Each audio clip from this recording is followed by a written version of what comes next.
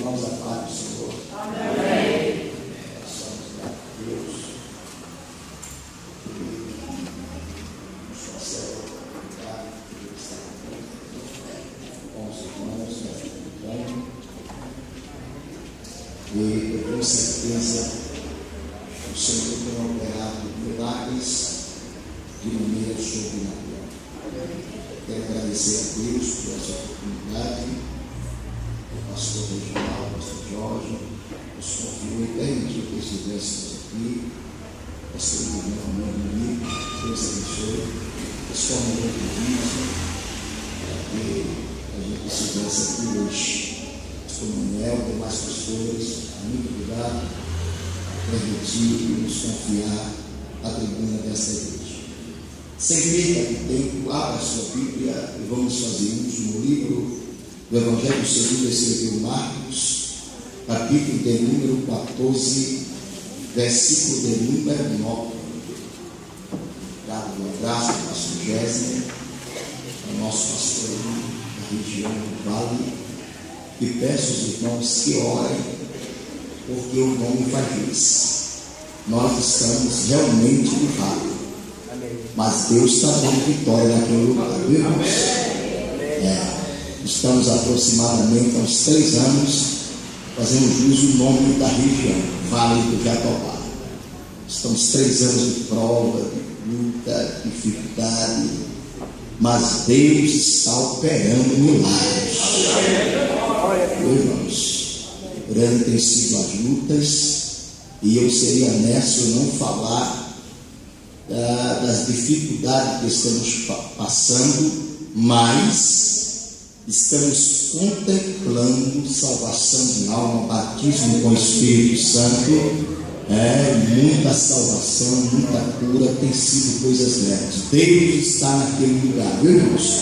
Pelas suas orações, apresente, continue apresentando a região do Vale do Jatobá.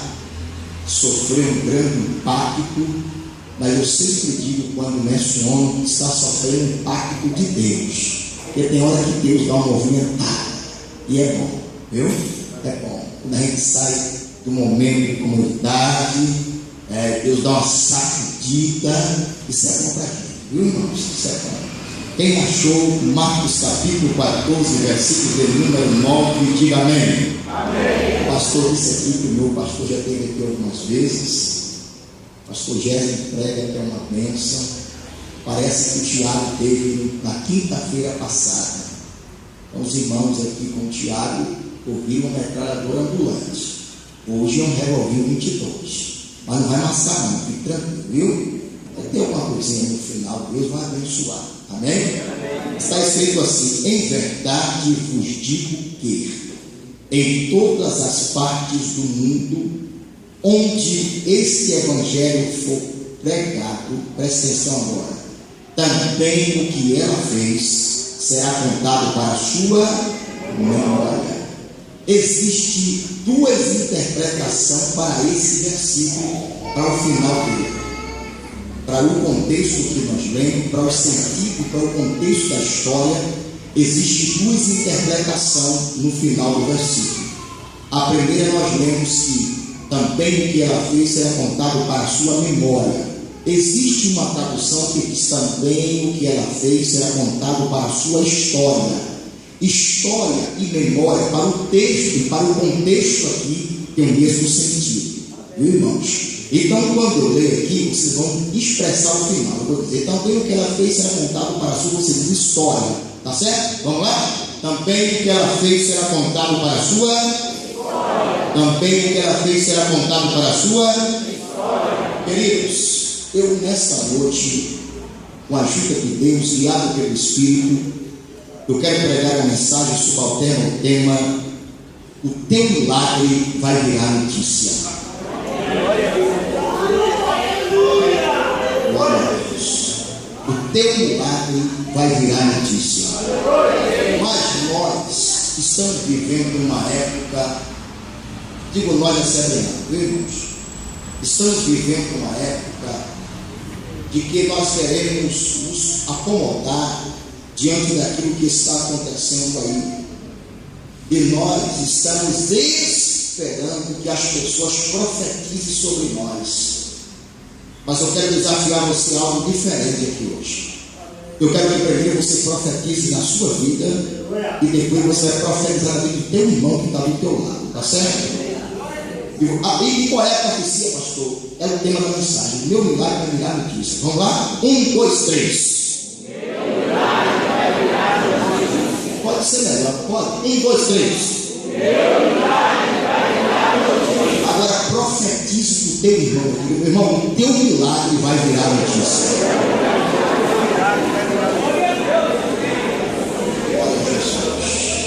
Como sua assento, obrigado pela referência à palavra, muito bonito. Eu sou de uma era muito nova da Assembleia de Deus, mas já acompanho os antigos. E eu quero glorificar a Deus pela vida de vocês. E no momento que eu disse, vou ler aqui em Marcos, toda a igreja se colocou de pé, eu quero louvar a Deus pela atitude de vocês. Deus abençoe vocês. Deus abençoe vocês pela reverência à palavra de Deus. A gente sofre por aí. Vamos ler. Só ficar sentado, tem uma luta até. Mas vamos lá. Queridos irmãos, queridas irmãs, igreja do Senhor, todos presentes aqui nesta noite, nós acabamos de fazer menção em uma citação bíblica registrado no Evangelho segundo escreveu Marcos, no seu capítulo 14. E bem verdade que nós lemos apenas o versículo de número 9. E o que nós queremos tomar como base e expressar, aplicar aos irmãos, é exatamente a parte final do versículo que ora acabamos de ler, que diz: também o que ela fez será contado para a sua memória ou para a sua história. Diante a essa palavra que nós lemos, logo nós percebemos que a expressão dita é de alguém que poderia e que tem, que pode e tem condição de expressar exatamente o que está explícito na parte final do versículo 9. Ao lermos todo esse versículo, até parece que não faz sentido diante da campanha que estamos aqui nessa noite, diante daquilo que viemos buscar, porque o versículo em si inicia dizendo que o Evangelho será propagado por todo mundo, mas se você perceber, aqui está escrita e o que está expresso no versículo 9 chama a nossa atenção e requer muita diligência para que possamos entender de fato o que está escrito e por quê, para quem foi escrito e quem falou, quem expressou esta palavra. Tudo na Bíblia tem porquê, tem uma reação, e de fato tudo que tem uma reação primeiro tem que ter uma ação. Não existe reação sem antes existir uma ação. Por qual motivação, por qual expressão, o que de fato motivou esse versículo escrito e quem falou e para quem essa pessoa falou? De fato, aqui é Jesus expressando uma palavra para uma mulher que Marcos não diz o seu nome, não expressa o seu nome, mas quando você lê João capítulo 12, versículo 1, 2 e 3, você descobre que Jesus estava falando e expressou esta palavra para Maria, irmã de Marta, as mesmas que são irmã de Lázaro, a quem Jesus ressuscitou depois de 4 dias. A Bíblia nos diz e sabemos que todas as vezes que Jesus descia à cidade de Betânia, o povoado de Betânia, Jesus sempre repousava na casa de Lázaro. Lázaro era um amigo de Jesus, era tão amigo que a Bíblia diz que Lázaro colocava a sua cabeça, inclinava a sua cabeça ao peito de Jesus para ouvir o ardor do coração de Cristo. Isso é sinal de muita intimidade. Mas o que me chama a atenção é que Jesus aqui, ao expressar esta palavra para Maria, dizendo que a sua atitude, o que ela tinha feito, porque essa é a expressão atenção quando diz também o que ela fez será contado para a sua memória. Isso quer dizer que jamais seria esquecido. Isso traduz, quer dizer que a atitude que essa mulher fez, Jesus está dizendo a sua atitude jamais seria esquecida. E digo porque Jesus expressou no sentido, irmãos, daquilo que Maria tinha feito. E o que me chama a atenção é que nesse dia exatamente Jesus estava na casa, ou melhor, estava na cidade de Betânia, mas não estava na casa de Lázaro. Ora, nós sabemos e temos relatos bíblicos que diz que todas as vezes que Jesus descia a Betânia, ele repousava, ele descansava, ele alimentava. Todos os dias que ele estava em Betânia, poderia contar: Jesus estava na casa de Lázaro. Quando a notícia saía, Jesus estava descendo a Betânia, eu acredito que as pessoas já pronunciaram dizendo: olha, pode ir para a casa de Lázaro, porque lá ele está. Se você quer receber a bênção, então vá na casa de Lázaro, porque Jesus está em Betânia, lá ele está. Deixa eu perguntar: Jesus está na sua casa aí? Está na sua casa aí? Sim. E quando eu pergunto que Jesus está na sua casa, eu quero trazer dois aspectos: o aspecto físico e o aspecto espiritual. Sim, o aspecto físico é porque muitas das vezes, quando a gente chega na casa de alguém, lá está escrito: aqui Jesus é o dono, aqui Jesus está, aqui a Deus e a casa serei eu ao Senhor. E muitas das vezes a gente percebe que aquilo que está escrito não é a verdade, não é a lógica dos fatos da presença de Jesus naquela casa. Sim, mas acredito que quando você está na sua residência, o que prevalece lá na presença de Deus, a presença de Deus.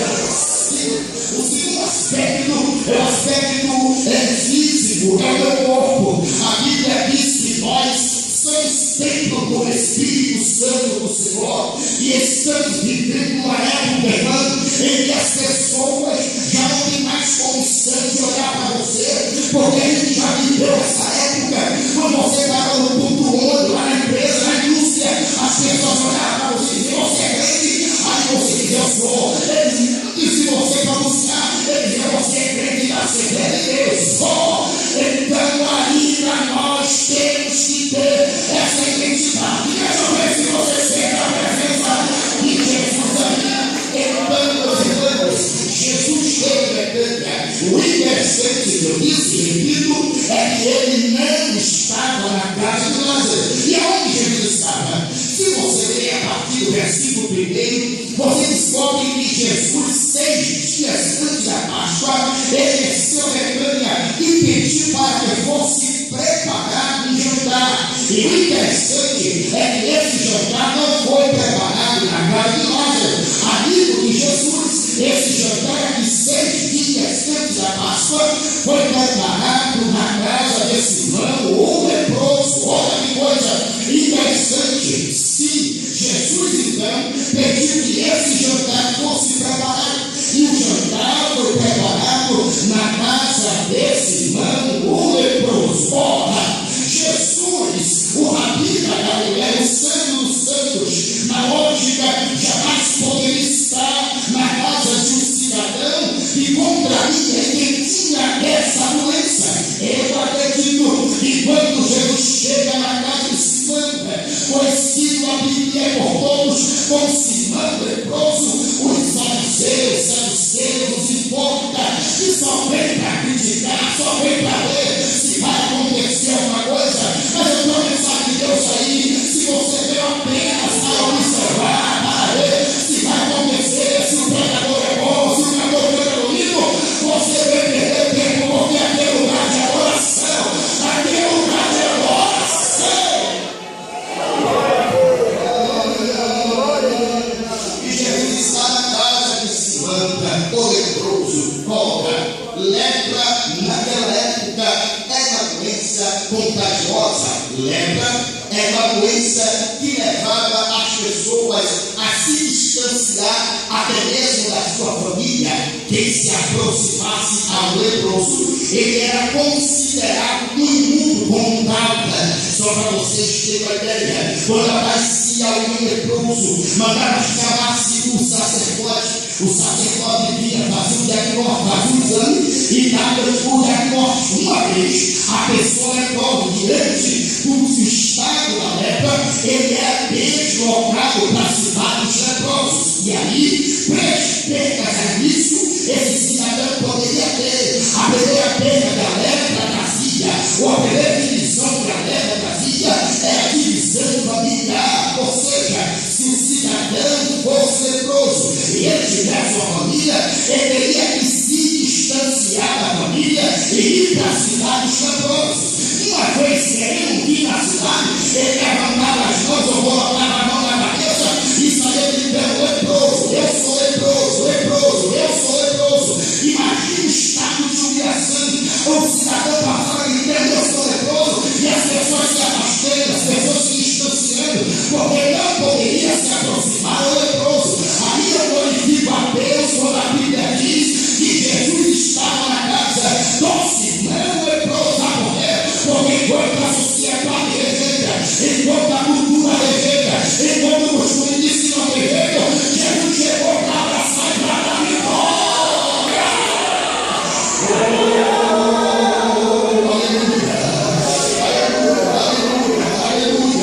Deixa eu perguntar aqui uma coisa. Quem está sentindo a presença dele aí na sua vida? Quem está sentindo?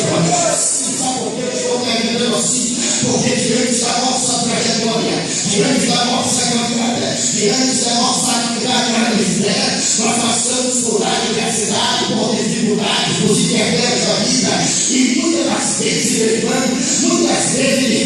a gente procura um amigo, uma pessoa que possa nos trazer uma palavra de alento, de ânimo, para que a gente possa levantar a cabeça, e muitas das vezes a gente não encontra. Mas eu vi uma palavra, notícia de Deus para o seu coração aqui nesta noite. Nunca pense que você está sozinho. A Trindade Santa está com você. A presença do Pai, a presença do Filho e a presença do Espírito Santo. E a gente não vai estar presente aqui. Eu sigo ele aqui. Eu sigo a presença dele aqui. Quem está sentindo? Quem está sentindo a presença dele aí? Eu vou parar um pouquinho para você agora. Agora ele está presente. Agora ele essa noite. Eu sinto falta do amigo, eu sinto falta do parente, eu sinto falta do ramo, mas eu te glorifico porque eu sinto a tua presença aqui nessa noite. Quem pode ver isso? Eu vou parar um pouquinho, você vai adorar, amigo. Eu vou parar.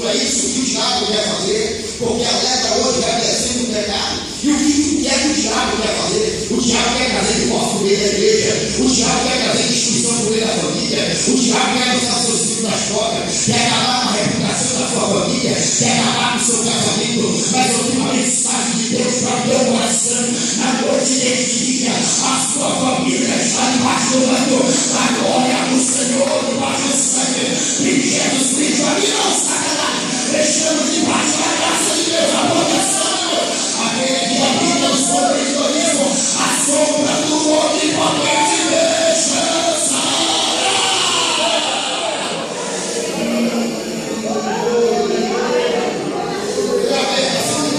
A segunda perca, irmãos, escute o que eu tenho para dizer. A segunda perca é a perca material. Sabe por quê? Depois de 7 dias do exame, o sacerdote voltava na casa. E o sacerdote fazia o exame na residência do leproso, porque a lepra era muito contagiosa, que ela tinha poder de contaminar as paredes da casa. A lepra tinha poder de contaminar a mobília da casa.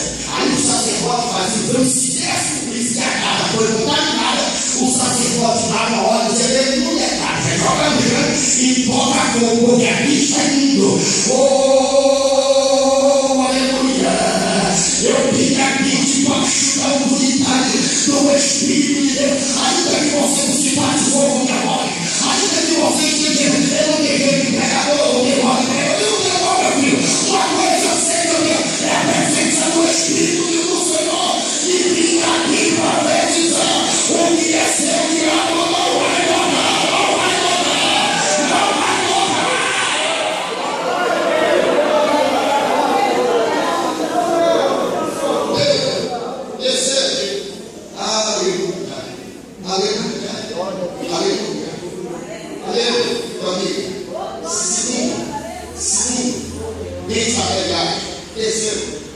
Terceiro, vida pessoal, convívio pessoal.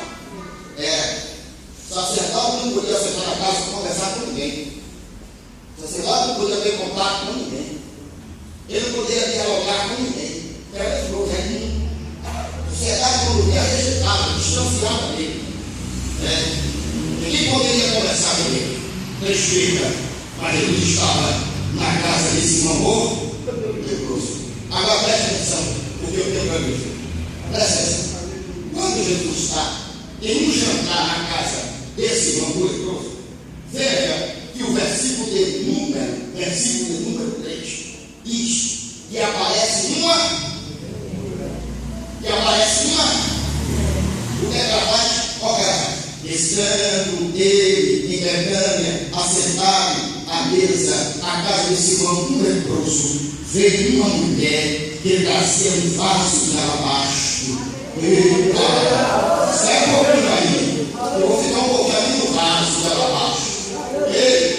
A Bíblia diz que veio uma mulher que trazia da sua mão um vaso de alabastro.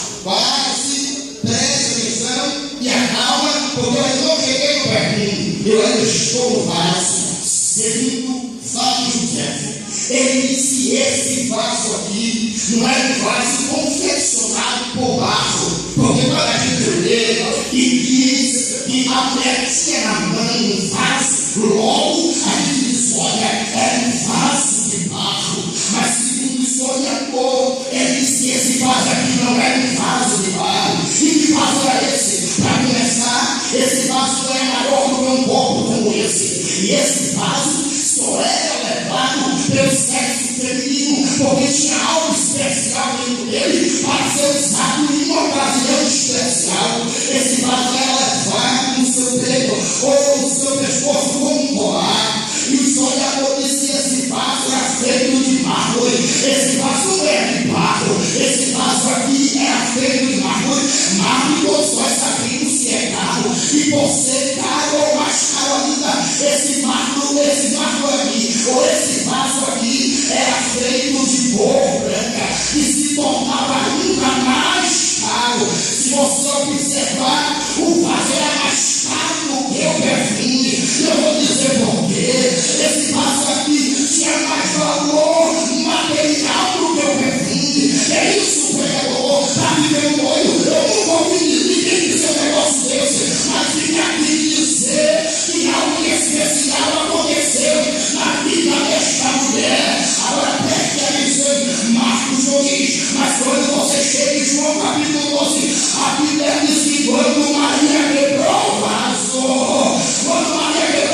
o cheiro do perfume exalou por toda a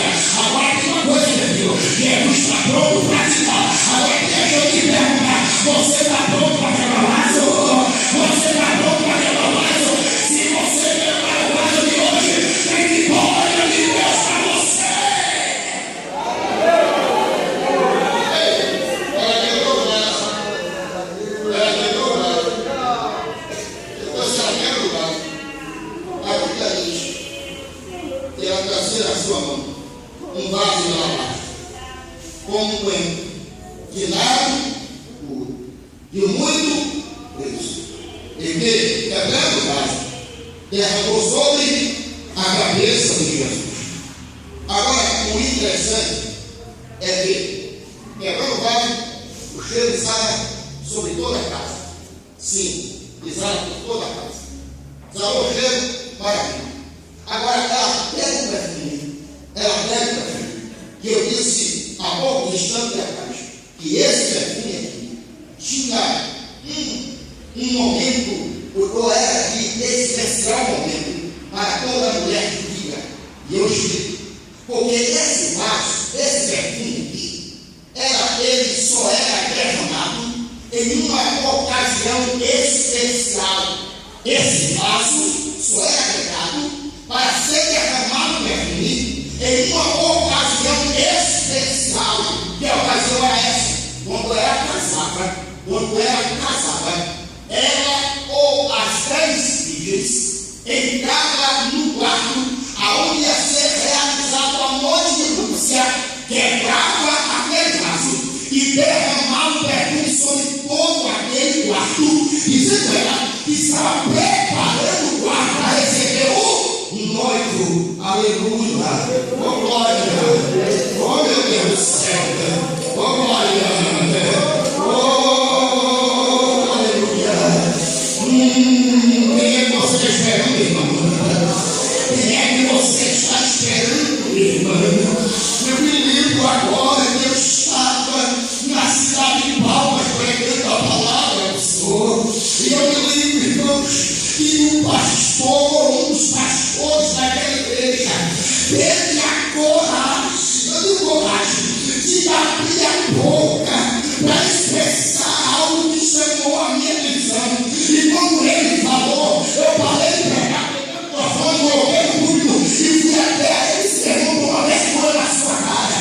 Eu disse, meu Deus do céu, eu não acredito que eu estou ouvindo esta palavra. E o que foi, pregador?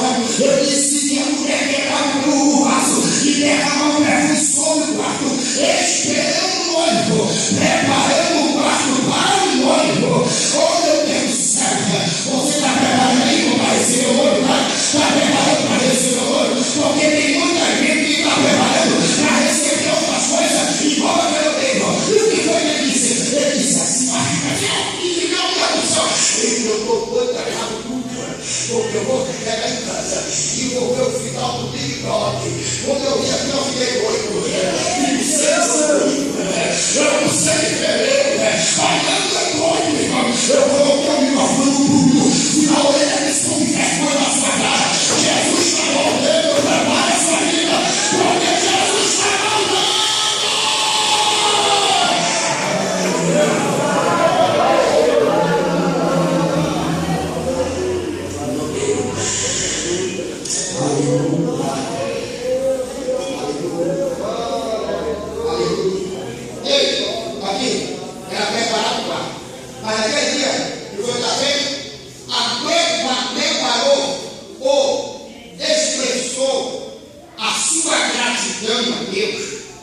E ela, naquele momento, sentiu-se que era um momento específico, um momento especial. E foi da vez, claro, que ela estava trazendo uma simbologia daquilo que iria acontecer no corpo de Cristo após ser crucificado. Ou seja, ela estava antecipando em observar o corpo de Cristo. Então, que foi da vez, pegou o perfume, pegou o vaso, derramou o perfume sobre a cabeça de Jesus. Aquele perfume ela poderia guardar, e diz a Bíblia que esse perfume custava 300 denários. 300 denários aqui era um ano ou quase um ano de serviço braçal de um trabalhador. Ou seja, Maria pegou o perfume e estava dizendo: eu estou derramando sobre o Senhor um ano de serviço, mas faço para a glória do seu nome. Deixa eu perguntar o que foi que você veio apresentar aqui hoje, irmão. O que foi que você veio apresentar aqui, irmão? O que foi? Aleluia. Veio apresentar o que é hoje? O que foi que você veio oferecer a Cristo hoje? Se você veio da glória, não dê. Se você veio da glória, dê para ele. Alguma coisa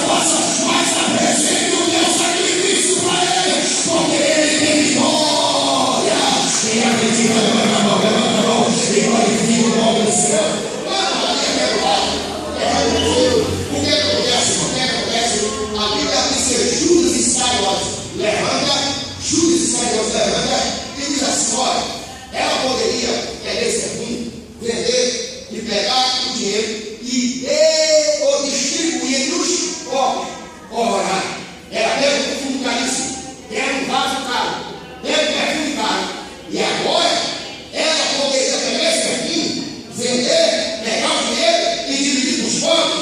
Jesus, então, levanta em defesa da mulher e diz: eu vou parar. Os pobres estarão no bolso todos os dias, mas a mim nem sempre deles. Ali, Jesus, aleluia, Jesus coloca Maria na história, porque quando ele diz que os pobres estarão no bolso todos os dias, e ele sempre nos queria, aí Jesus chega para Maria e diz: Maria, para você entender que eu estou aqui e estou recebendo o teu louvor, para você entender que a tua causa, que a tua atitude foi benéfica para mim, então se prepare para o que eu tenho para lhe dizer. E como ele começa o versículo 9, ele diz: em verdade eu vos digo, em verdade eu vos digo. É mais ou menos assim: Maria, olha para mim. É o que é, Senhor? Olha para mim. Olhou, Maria? Olhou. Agora se prepare, porque eu tenho uma verdade para você. É certeza? É. O que você tem para mim? Primeiro, eu tenho uma verdade. Por que uma verdade? Porque passará os céus e a terra, mas a palavra do Senhor permanecerá para sempre. Sempre. Aleluia. Aqui no versículo 9 tem 3 itens especiais para a minha vida e para a sua vida aqui nesta noite. Primeiro, é uma verdade. Então não se preocupe, porque o livro fala, mas cai por terra. A presidenta falou, mas cai por terra.